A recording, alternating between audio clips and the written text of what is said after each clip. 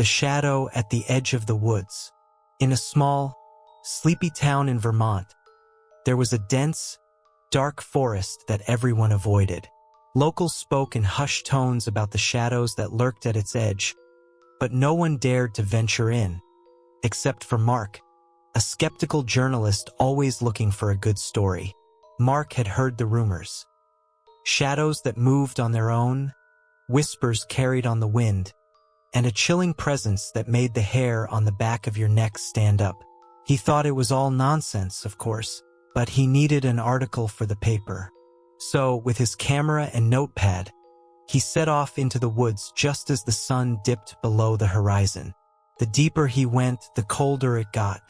The air seemed to thicken, and the usual sounds of the forest, birds chirping, leaves rustling, were eerily absent. It wasn't long before Mark noticed the shadows.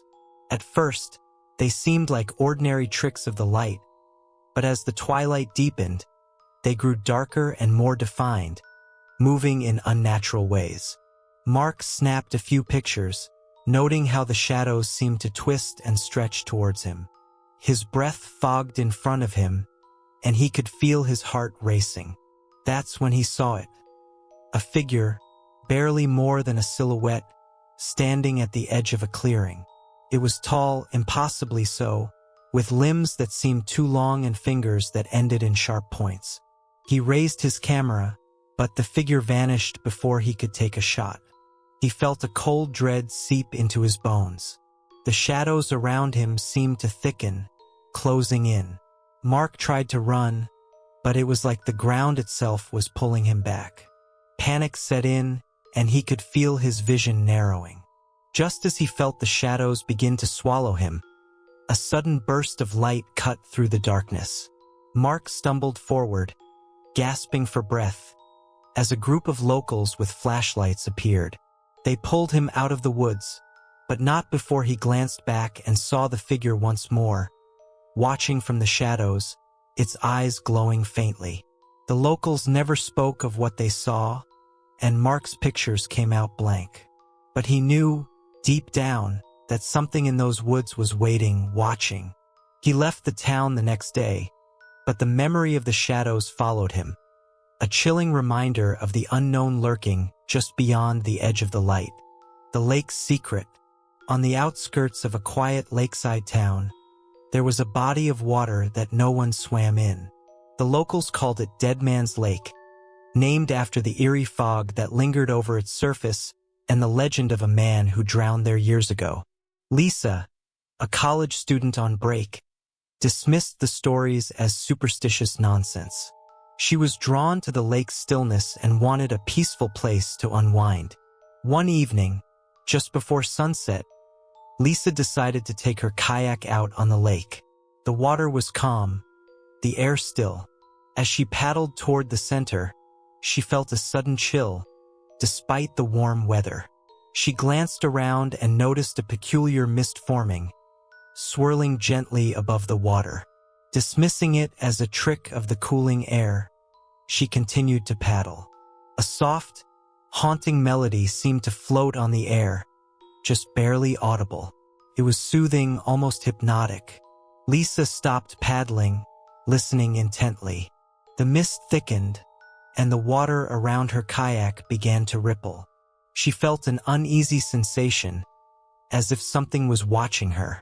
As the fog enveloped her, Lisa noticed something moving beneath the water.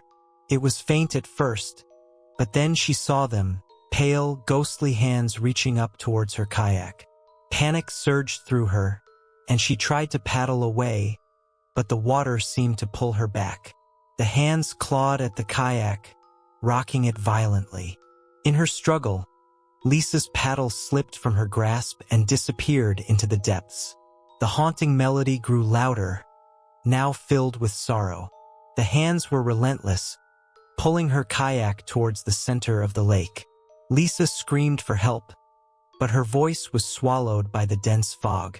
Just as she felt the kayak begin to tip, the fog suddenly lifted, and the water stilled. The hands vanished, leaving her breathless and terrified. Lisa paddled back to shore with her hands, never looking back. She stumbled out of the kayak, shaking, and ran to her car. As she drove away, she looked in her rearview mirror and saw the mist returning, swirling over the lake's surface. Lisa never spoke of what happened that night, but she never returned to the lake.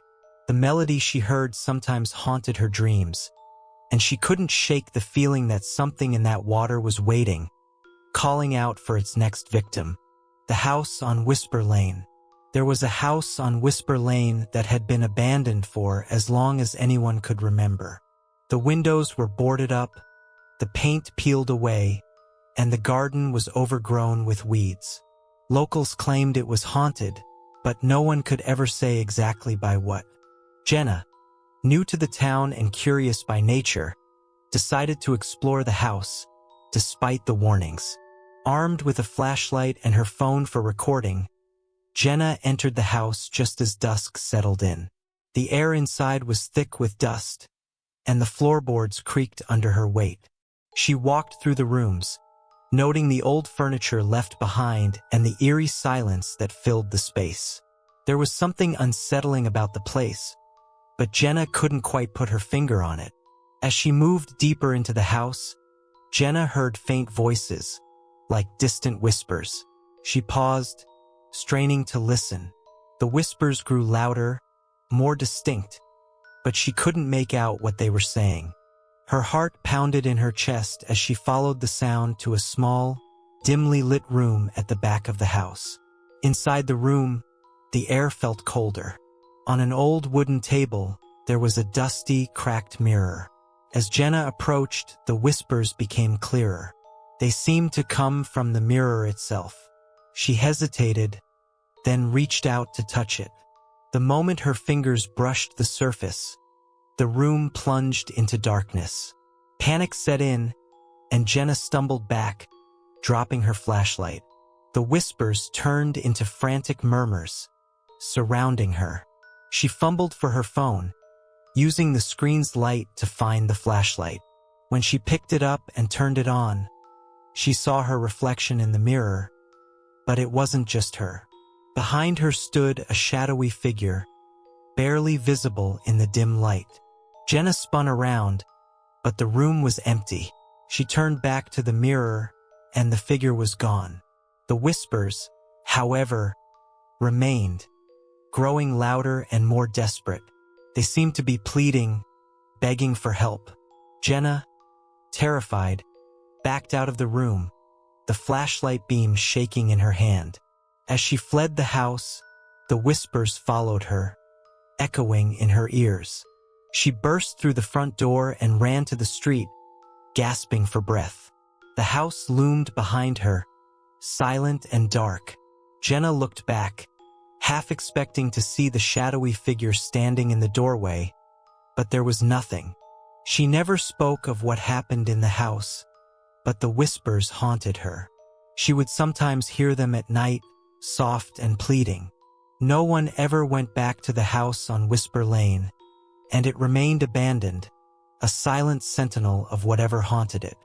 The old carnival. The old carnival grounds had been abandoned for decades, a ghostly relic of a bygone era. The rusting rides and faded tents stood as a reminder of happier times, now overgrown with weeds and shrouded in mystery. Caleb, a local historian with a fascination for urban legends, decided to document the place for his blog. He arrived at the carnival one foggy morning, armed with his camera and recorder. The air was heavy with the scent of damp earth and decaying wood. As he walked through the grounds, snapping photos, he felt an uneasy chill. The place was eerily silent, save for the occasional creak of metal in the wind. Caleb made his way to the old funhouse, its entrance a gaping, toothy grin. The paint was chipped, and the lights long extinguished, but the structure still stood. He entered cautiously, the dim light barely illuminating the warped mirrors and dusty floors. As he explored, he heard a faint sound, like distant laughter. He paused, listening. The laughter grew louder, echoing through the empty corridors. It sounded playful, But there was something off about it, something sinister. Caleb felt a shiver run down his spine. He followed the sound, weaving through the maze of mirrors, until he reached a large, open room. In the center stood a broken-down carousel, its horses frozen in a perpetual gallop. The laughter seemed to come from everywhere and nowhere at once. Caleb raised his camera, snapping a few pictures. As he lowered it, he noticed something in the corner of his eye, a shadowy figure standing behind one of the carousel horses. He turned quickly, but there was nothing there. The laughter stopped abruptly, replaced by an eerie silence. Caleb felt a prickling sensation on the back of his neck, as if he were being watched. He took a step back, then another before turning to leave. As he did, the laughter resumed, louder and more menacing. Caleb hurried out of the funhouse, the sound following him.